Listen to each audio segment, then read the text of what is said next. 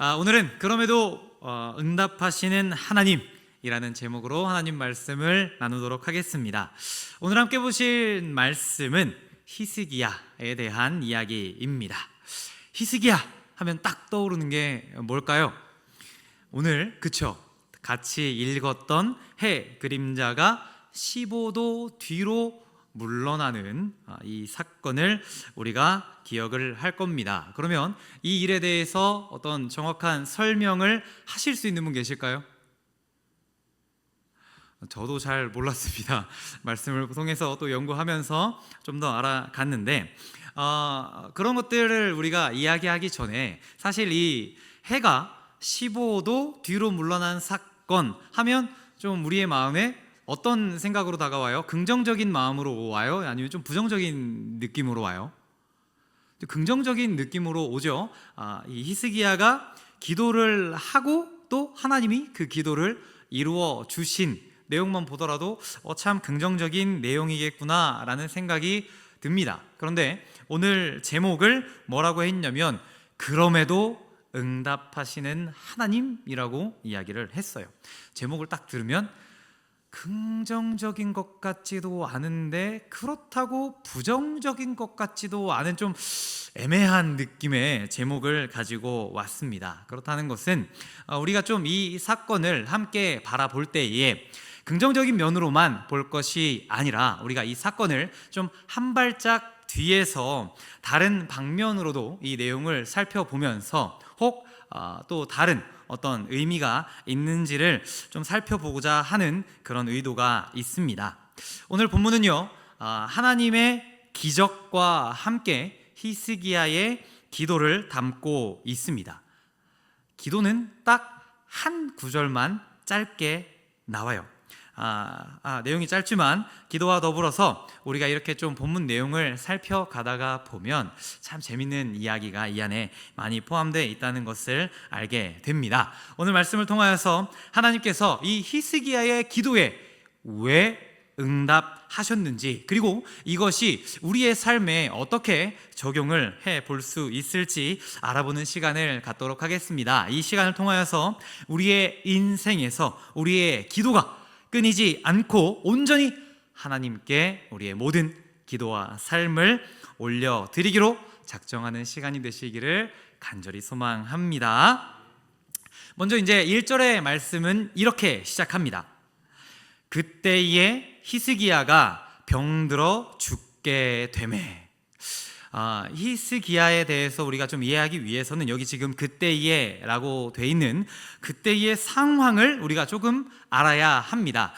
히스기야가 통치하던 그 시대는 사실 매우 녹록지 않은, 통치하기에는 많이 어려운 그런 상황을 접하고 있는 때였습니다. 열왕기하 18장 13절을 보면 히스기야 왕 제14년에 아수르의 왕 사네립이 올라와서 유다 모든 견고한 성읍들을 쳐서 점령하매, 이렇게 되어 있습니다. 히스기야가 지금 남유다를 다스리고 있은 지 14년째에 아수르가 쳐들어왔어요. 그래서 거의 모든 성들이 다 점령을 당했습니다. 우리가 좀 히스기야에 대해서 알고 있는 내용은 참 대단한 왕이라는 것을 우리가 알고 있습니다. 18장 이제 전반부에 보면 히스기야가 왕이 되자마자 이제 했었던 종교개혁의 일들이 있습니다. 왕이 되자마자 여러 산당들을 다 제거하였고요. 그리고 주상들을 깨뜨리고 아세라 목상을 없애고 모세가 만들었던 놋뱀을 철거해 버립니다. 그러면서 이제 아수르로부터 완전히 독립할 것을 이제 꿈꾸고 있었거든요. 이때 당시에는 독립된 나라이긴 했는데 아수르의 속국이었습니다. 그래서 이제 이렇게 성경에서도 평가하는 것이 18장 5절에서 그의 전후 유다 여러 왕 중에 그러한 자가 없었으니 라고 그에 대해서 그렇게 성경이 평가하고 있습니다. 그런데 사실 그 안에서 막 종교 개혁을 하고 있었던 거잖아요. 막 자기들 안에서 복작복작하면서 막 부시고 때리고 하면서 우리가 종교 개혁을 하자라고 그 나라 안에서만 이런 일들을 하고 있었는데 이 모습을 저 앗수르가 가만히 지켜봤는데 좀 오해의 소지가 있었어요. 왜 저렇게 열심히 종교개혁을 하나 했더니, 아, 네가 애굽이랑 이제 손을 잡으려고 그래? 그래서 그러는 거야? 라고 해서 앗수르가 쳐들어온 거예요. 이거를 이제 남 주기는 아깝고 그렇다고 이렇게 니네 마음대로 하지 못하게 하려니까, 그래, 점령을 하든가 아니면 이 기회에 단단히 한번 혼을 내주자 해서 그렇게 달려들어서 지금 상황이 예루살렘 빼고는 지금 다 아수르에게 점령당한 상태입니다. 그리고 그 이후에 19장에서 히스기야가 하나님께 기도를 해서 이 어려움들을 잘 극복해 나갑니다. 그리고 그 위기를 극복한 그때에, 이제 그때가 나오는 거예요. 그때에 이사야 선지자가 와서 이야기한 게 1절 말씀입니다. 한번 전체를 보도록 할까요? 제가 읽겠습니다. 그때에 히스기야가 병들어 죽게 되매 아모스의 아들 선지자 이사야가 그에게 나와서 그에게 이르되 여호와의 말씀이 너는 집을 정리하라, 네가 죽고 살지 못하리라 하셨나이다. 이렇게 이야기를 듣자마자 히스기야가 하나님께 이렇게 기도합니다. 2, 3절이에요. 히스기야가 낯을 벽으로 향하고 여호와께 기도하여 이르되 여호와여 구하오니 내가 진실과 전심으로 주 앞에 행하며 주께서 보시기에 선하게 행한 것을 기억하옵소서 하고 히스기야가 심히 통곡하더라. 어떤 기도입니까? 통곡의 기도입니다.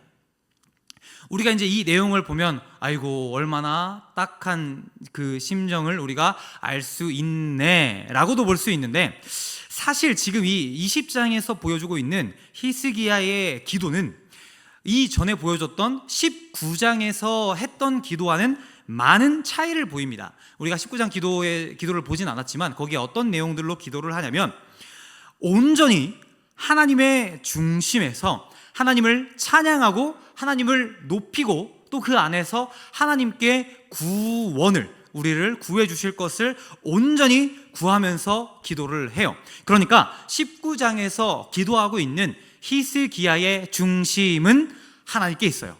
그런데 지금 20장에 나와 있는 기도를 우리가 보면 어찌 보면 좀 간구 같기는 한데, 우리가 이 내용을 한 번만 더 보여주시겠어요? 이 내용을 보면 하나님 저 잘했잖아요. 이렇게 잘했는데 어떻게 저한테 이러실 수가 있습니까? 라고 하는 한탄과 그리고 하나님께 따지는 기도를 하고 있는 겁니다. 이런 기도를 우리가 하면 될까요? 안 될까요? 정답, 안 됩니다. 안 된다고 우리가 알고 있습니다. 그런데 이때 당시에 사실 히스기야의 입장을 보면 좀 이렇게 기도를 할 수도 있겠거니 싶어요. 왜냐하면 그도 그럴 게 지금 막 아수르한테 막 몰려 있다가 기도를 열심히 해가지고 하나님이 살려주셨단 말이에요. 어떻게 살려주셨냐면 18만 5천 명의 군사를 하루세이에 하나님이 쓰러뜨리셨어요. 그래서 다시 그들이 살아날 수 있는, 숨을 틔울 수 있는 그 때를 주셨으면, 이제 그 남유다가, 이 히스기야가 이런 역사가 일어난 뒤에 뭘 준비하고 있냐면 이제 번성하면 됩니다. 이제 하나님께서 이루신 그 기적을 딛고 일어나서 나라가 성장을 하면 돼요. 아, 하나님이 이렇게 하시는 거 보니까 우리의 독립을 응원해 주고 계시는구나 라고 하는 그때에 이사야 선지자가 와가지고 얘기하는 거예요. 너 죽어. 히스기야 입장에서 보면 소위 미치고 팔짝 뛸 노릇이에요. 하지만 어떠한 우리의 경우에도 하나님을 중심으로 하지 않는, 우리가 중심이 되는 기도를 하면 안 됩니다. 아무리 우리가 억울하고 이렇게 힘든 그러한 상황에 있었더라도 하나님한테, 하나님 저 진짜 잘했는데, 저 정말 잘했는데요, 어떻게 저한테 이런 일을 허락하실 수가 있나요? 라고 하는 기도는 절대로 안 된다고 우리가 알고 있는데, 히스기야가 그리고 그렇게 기도를 했는데 하나님께서는 이 기도를 어떻게 하셨어요? 들어주셨단 말이에요. 들어주셨습니다. 그 들어주신 내용을 좀 요약해서 가져와 봤습니다. 20장 5절과 6절의 내용을 요약해서 보면 이래요. 하나님 말씀하십니다. 내가 네 기도를 들었고 네 눈물을 보았노라. 내가 너를 낫게 하리니 내가 네 삶에 15년을 더할 것이며 내가 너와 이 성을 아수르 왕의 손에서 구원하고. 하나님이 응답을 하시는데, 하나님이 이렇게 기도하면 안 될 것 같은 기도에 응답을 하시는데 어떻게 하시냐면요, 아주 완벽을 넘어서 더 너머까지, 보너스까지 아주 덤으로 얹어주세요. 그냥 살려주신 게 아니라 지금 나았는데 앞으로 또 어떤 이런 병이 걸릴지 두려움까지 하나님이 없애주시면서 너 15년을 더 살 거야. 그리고 내가 거기에서 멈추지 않고 아수르에게서부터 내가 구원을 해줄게 하면서 하나님이 확 답을 주시는 거예요. 그러면 이러한 응답을, 우리가 어떤 기도를 했는데 하나님이 그 우리의 기도에 완벽하게 응답해 주셨을 뿐만 아니라 우리가 기도하는 것에 더한 응답까지 우리에게 지금 막 주셨어요. 그 음성을 들은 거예요. 그러면 우리가 하나님께 어떻게 이야기를 해요?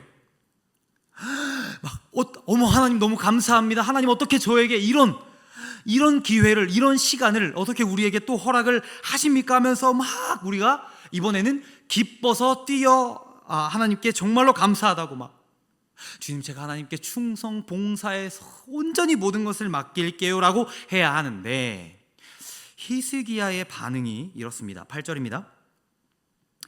히스기야가 이사야에게 이르되 여호와께서 나를 낫게 하시고 3일 만에 여호와의 성전에 올라가게 하실 무슨 징표가 있나이까? 우리들 같으면 아버지 감사합니다 하고 뛰면서 나가서 막 소문을 전하고 하나님에 대해서 막 복음을 전하기도 바쁜데, 히스기야는 하나님 그 기도의 응답이 이루어질 것이라는 증거를 보여주세요 플러스로 더해서 또 요청을 하고 있는 거예요. 어떤 마음이 드세요? 이런 히스기야의 하나님께 되묻는 이 이야기를 들었을 때 사실 본문을 접하면서 기가 막혔습니다.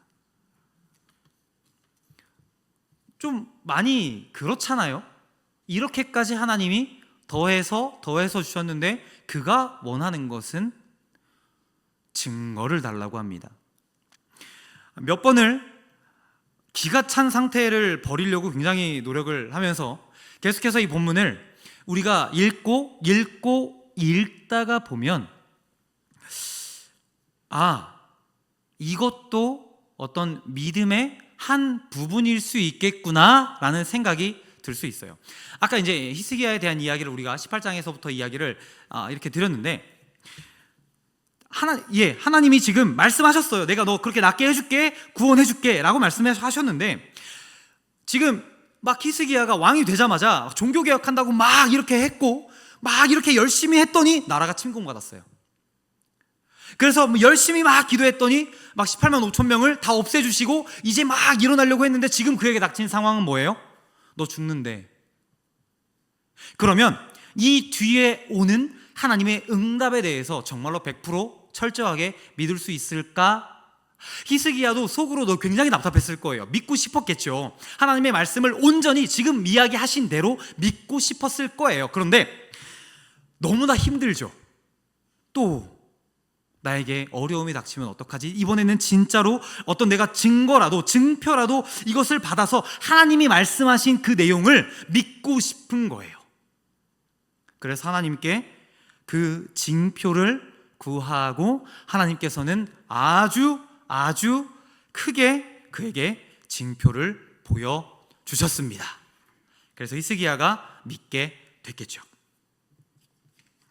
그런데 딱 우리가 여기까지만 히스기야의 이야기를 보면 어떤 사람 같아요? 우리 18장 아까 앞에서 이야기한 것처럼 전후 유다 여러 왕 중에 그러한 자가 없었으니 라고 한 히스기야의 평가에 굉장히 어울리는 사람입니다. 그런데 참 방심할 수가 없어요. 20장 마지막 정도에 보면 참 우리가 히스기야에게 좀 실망할 수밖에 없는 내용이 나오는데, 거기까지의 내용을 우리가 보려면 조금 제가 설명을 드려야 됩니다. 오늘 원래 저희가 20장 전체 말씀을 보려고 했는데 너무 길어서 앞부분만 살펴봤는데요, 12절부터 그 이하의 내용에 보면 이제 하나님께서 징표를 딱 보여주셨잖아요. 징표를 보여주셨잖아요. 그러면 이제 믿고 딱 끝나면 좋은데 바벨론에서 찾아옵니다.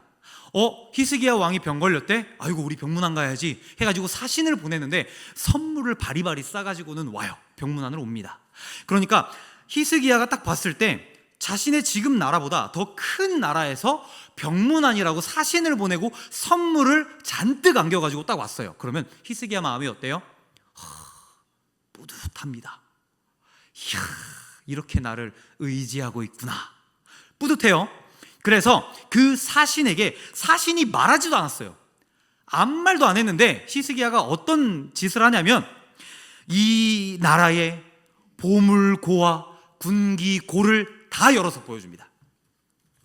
그 나라의 모든 전력을 지금 히스기야가, 바벨론이 얘기도 안 했는데 기분이 막 한껏 올라와가지고는 자, 우리나라를 보세요 하면서 다 보여주는 거예요. 무슨 말이냐면 이건 바벨론이 쳐들어오라는 거예요. 우리나라를 삼켜주세요 라는 거예요.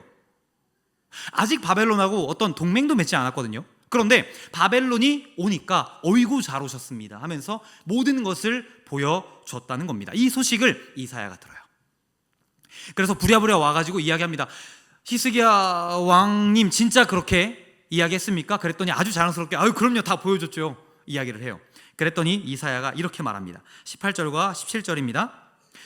세 번역본으로 좀 준비해 봤습니다.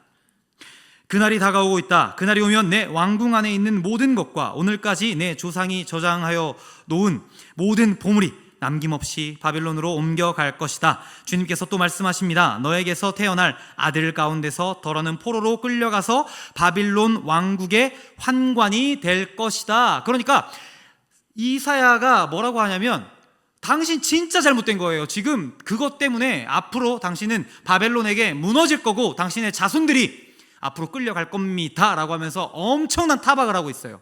그러면 우리 같으면 잘한 일 같았는데 이렇게 그 위대한 선지자한테 타박을 받으면 어떤 마음이 생겨요? 아이고 잘못했습니다. 제가 너무 잘못했네요. 하나님 어떻게 하면 이 예언을 철회할 수가 있을까요? 라면서 저는 방법을 막 찾았을 것 같아요. 내가 잘못한 일, 왜냐하면 내 후대가 걸려 있잖아요. 내 후대가 끌려갈 거래요. 나라가 망할 거래요.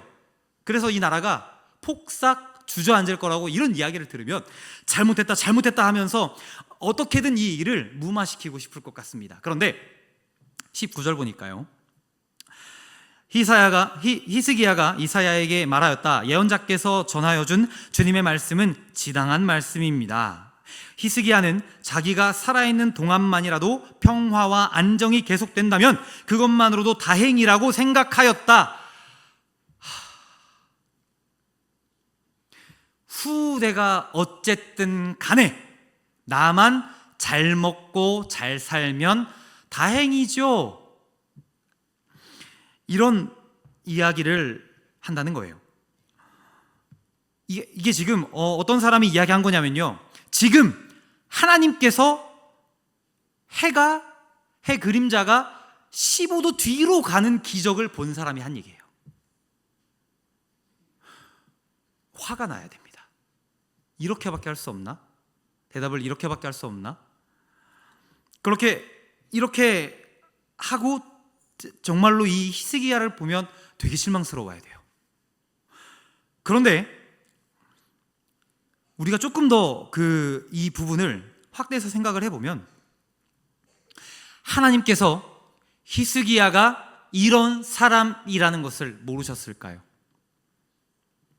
모르셨을까요? 아셨죠. 알고 계셨죠. 그런데 그럼에도 하나님께서 히스기야의 기도에 응답하셨다라는 겁니다. 왜 응답하셨을까요? 그 응답에 왜 응답하셨는지에 대한 답이 좀 앞으로 다시 넘어가면 있습니다. 앞으로 돌아가서 히스기야의 기도에 대한 하나님의 응답을 5절과 6절에서 찾아보도록 하겠습니다. 너는 돌아가서 내 백성의 주권자 히스기야에게 이르기를 왕의 조상 다윗의 하나님 여호와의 말씀이 내가 내 기도를 들었고 내 눈물을 보았노라. 내가 너를 낫게 하리니 내가 3일 만에 여호와의 성전에 올라가겠고, 다윗의 하나님이라고 굳이 강조해 두었습니다.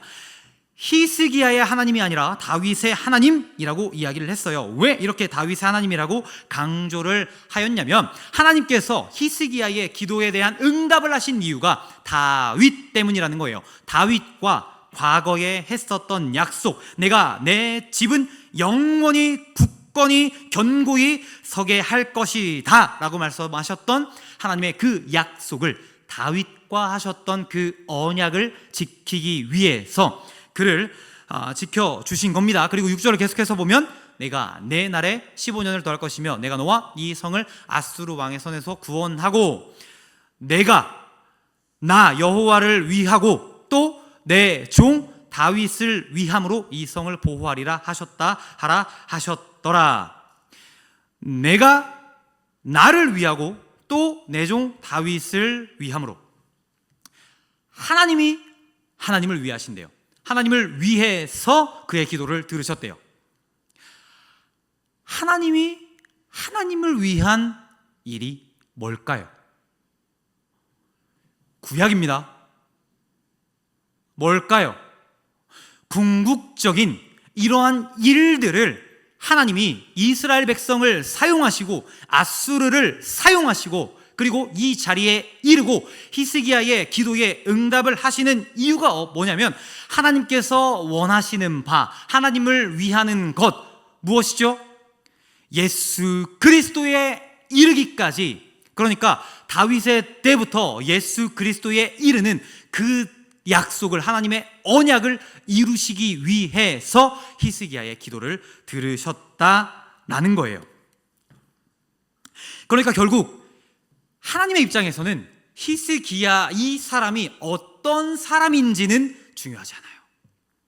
하나님이 그의 기도에 들으시고 응답하시고 징표를 보여주신 것이 왜 그랬냐면, 하나님의 더 커다란 계획 안에서 히스기야를 사용하실 뿐, 그의 성격이 어떻든 어떠한 자이든 이게 하나님 안에서는 그렇게 큰 의미가 없다라는 겁니다. 조금 어렵죠? 조금 더 쉽게 말씀을 드리면, 하나님께서 계획하신 마지막 오실 예수님에 대한 계획을 이제 쭉 이뤄 가십니다. 그렇죠? 하나님께서 쭉 이뤄 가시는데 그 과정 가운데 하나일 뿐이에요, 히스기야는. 그렇기 때문에 이루시는 과정 가운데에 하나님이 히스기야를 끼워 넣고 그 대를 이어가실 뿐인 것이지, 그가 못됐든 잘났든 못났든 여기엔 하나님이 큰 의미를 두고 있지 않다라는 거예요. 그런데 우리에게는 참 못됐다, 히스기야가요, 참 못됐다라는 우리의 기준으로 볼 때는 이게 문제가 될 수 있지만 하나님의 기준에서는 문제가 안 된다라는 겁니다. 그렇다고 사람에 대해서 하나님이 사랑하시죠. 사랑을 하시는데 이 일이 일어나는 그 과정 가운데 의해서 그렇게 하나님이 넌 못됐으니까 빠져, 넌 능력이 없으니까 빠져, 그러지 않으신다는 거예요. 하나님이 그를 사용하실 거면 이렇게라도 그를 사용하여서 하나님이 계획이 완성되는 것에 그를 사용하신다라는 겁니다. 하나님의 도구의 역할로서 사용하신다는 거예요. 그러면 이 히스기야의 이야기가 우리의 삶과는 어떤 관련이 있어요? 어떤 관련이 있을까요? 자, 아까 지금 여기에서 이 이야기를 했습니다. 그렇죠? 오실 예수님, 그때 오실 예수님. 그러면 우리는 오실 예수님 이후에 오셨죠? 오시고 나서 가신 뒤에 다시 오실 그때를 우리가 여기를 살아가요. 이해되세요? 이렇게 살아가는데 히스기야를 여기에서 사용하셨다면 우리는 여기에서 사용하고 계신 거예요. 그렇기 때문에 히스기야를 사용하시는 하나님은 우리를 사용하실 겁니다. 그렇기 때문에 우리가 어떠하든, 그러니까 우리가 잘났든 못났든 못됐든 너무 이렇게 가나요? 하나님의 일이 이루어지는 것에 우리를 도구로 사용하시기를 하나님은 원하신다라는 거예요. 그런 어마어마한 계획 가운데에 우리가 들어가 있다라는 것입니다. 그렇기 때문에 하나님이 여기에서 우리에게 원하시는 것은 무엇이냐면, 우리가 하나님께 기도를 할 때, 그렇다고 막 우리가 아무 기도나 하라라는 것은 아니지만, 적어도 우리가 기도를 이 안에서 할 때 하나님이 그 기도의 응답을 통하여서 어떻게 하나님의 일을 이루어 가실지는 몰라요. 여기가 다시 오실 예수 그리스도가 하나님께서 원하시는 바인데, 그 과정 가운데에 하나님이 더더욱 원하시는 것은 그 사이에서 수많은 영혼들이 하나님께로 돌아오기를 주님이 원하신다라는 거죠. 그래서 우리가 더욱더 주님 안에서 기도하는 것을 쉬지 말아야 한다는 거예요.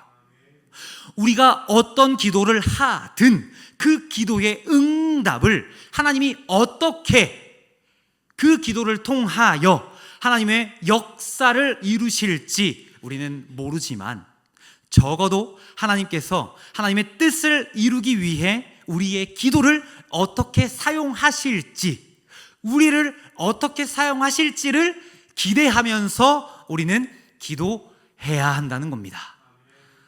조금 어렵죠?